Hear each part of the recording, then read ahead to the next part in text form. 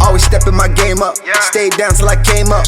Got my name and my fame up. Swear we'll never let the money change us. They like, oh shit, you big time now. Look, cards on the table, and they man. say I can get rid of these motherfuckers. We're here at Atlanta Comedy Theater, I can hit you up. No, we got the hilarious Red Grant. We got LiL G. It's rocking. This is what we do.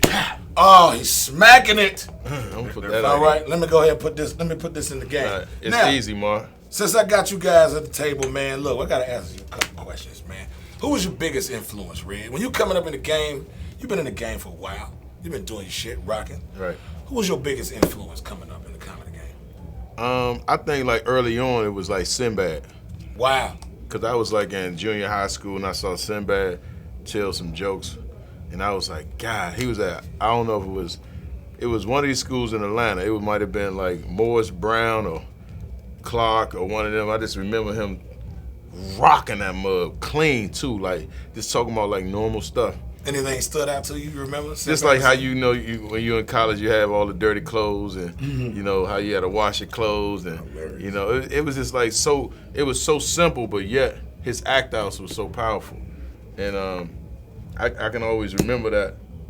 And I think the second influence came with Robin Harris. Oh, that was deep. A gentleman. That was an OG. Yeah, I saw Bebe's Kids. It was one. Yeah, and then we just think about it. We call him OG, but he was only 33 years old. Damn, that nigga looked like he was when he passed. When he was at his shit. Wow. The most. You know what? This is another question. The most successful black man passed around their 30s, 35, 36, 37s. Well, if you look at it, all the stress they went through to get to 30. Yeah. Well, you know what I'm saying? This game is stressful anyway. You know, sometimes it's hard to get past a lot. And then you're in the club, you're doing your Late thing. Night, early mornings. Yeah. You know, it's kind of hard. But he was my second influence. Wow. And then I saw. I can hit. Yeah, you can hit. Oh, you hit. Yeah, you hit. And I think you skipped me. So I like how you did it. But guess what? That's right, Red. Come on, Ryan, because I got. I hope it's a hit. LiL G, who would you say was your biggest influence? Man, you know what's crazy, man? The first comedian I ever met in my life was Black Casper. Well, I want you to look at this Black Casper, because I don't want you to think it's a ghost out here going on. That was cold. Oh, that was cold. That You said Black Casper. I need to know how many cards you got. I got one more, because I hit you. Oh, why I show you my card? Yeah. Oh, I'm glad you did. You said Black Casper. I say Black Casper because he was the first person that came to like the hood, like to Compton, to the neighborhood. Wow. And actually came through and passed out his tickets. Like, yo, y'all come to the comedy show. We all look like comedy show, nigga. We the Crips. Like, we ain't coming to no comedy show. But he was consistent, you know what I mean? And that was his hustle. Wow. One wild weekend, man, I just went up there, dog, and I got hit with the bug, nigga, in the audience. You know what I mean? Then I went home and started watching guys like Mark Curry, you know what I mean? And I came up like Red was already at his, you know what I mean? So Red, you was always one of my inspiration. Cat, Mike Epps, man, the list goes on and on. Anybody that told jokes before me is my biggest inspiration in this shit. And still doing it, TK Kirkland, guys that's been doing this shit for years, man, and they love it, and they in love with the sport. That's my motivation for this. There you go. Nice. So watching Robin Harris, watching these guys come up, what would you say was not only just your influence, but what made you decide to become a comic? When you hit it and you said, when you saw Robin Harris and say, Sinbad, what made you say this it? No, I wasn't even, I just was looking at them. I got it. I wasn't looking at them to be a comic though. I was just looking at them how funny they was. How free they was too. Yeah, you feel me? So when I got locked up, and I went to Savannah State and Georgia Southern. And I got locked up at Georgia Southern, and I had to come home. I was just like, my frat bro was like, man, you should tell some jokes, man. You funny as shit.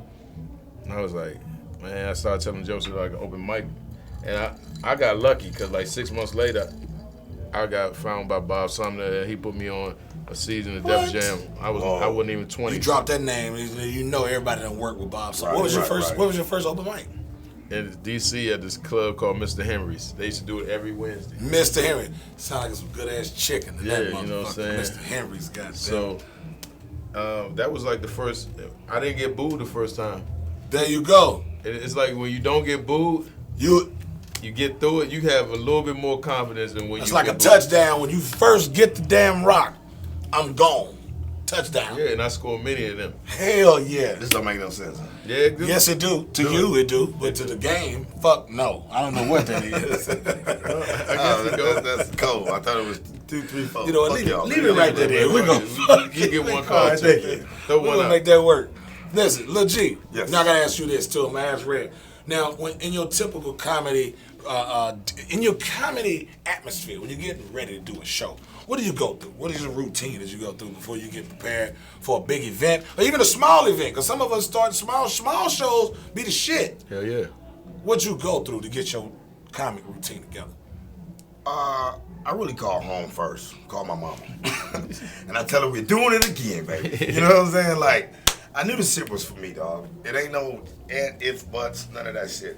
Niggas like Scrancho, you know, made it out the hood, and niggas is free in this shit, man. I just take my time with myself and, you know, talk to me first. Right. And see if we still really want to do this. Right. If the people really enjoy me. Right. You know, right. this shit made me cry, man. Right. I love this shit. You know what I'm There saying? you I go. really love this shit, bro. And I know Red, man, and I need to piggyback off Lil G. I know you do a lot of major shows, man. Seeing you do your thing. You got shit in Vegas now. I be Blaze, you know what Blaze. crazy. We're gonna I go to be looking at the Blaze. IG on Vegas. I be like, double tap. I be like, nigga, put me in the phone. I be want to That go. nigga say, Hey, put me in the phone. can you slide through this bitch? Nigga, I'm trying to go to Vegas. Yeah, we lit, man, man. what do you do, man, to get prepared for these amazing shows, big shows? You've been all over with all the names that you could possibly name. What do you do? I take a nap. I take a nap. That's a Gotta go to sleep. that's a crucial preparation to my life. Nigga, take a You know what I'm nap. saying? They say, you know what I'm saying, I'm an OG, but you know what I'm saying, my face look young because I take naps. Sleep. Naps. You feel me? You know, a lot of people don't take naps, and you can tell in their face.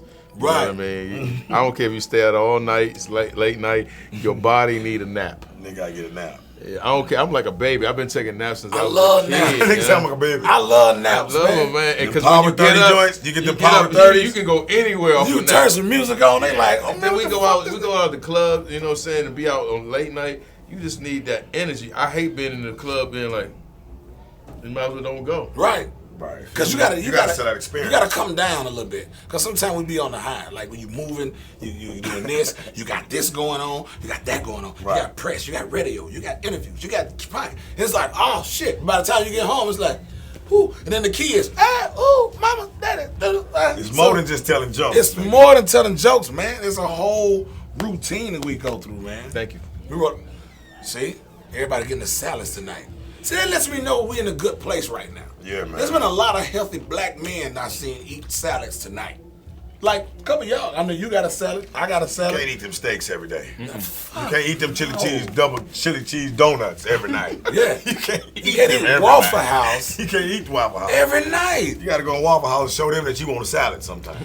Oh, they hate that. Put the cheese on it. They nigga. want a salad. What's Yeah. green in the Waffle House? They're going to give you a whole bunch of lettuce, Man. tomatoes. They can actually make a I salad. asked him how much is that food on the ground back there. 'Cause they just, that shit there. How much of that shit behind the waffle? I ain't never seen the flow in that motherfucker. Break that shit behind the waffle and get We it. don't got them in LA. Please give me that waffle food off the floor. Can I get the waffle crumbs? Like Like, crying in LA. You see It's that crazy waffle. because preparation is everything to a show.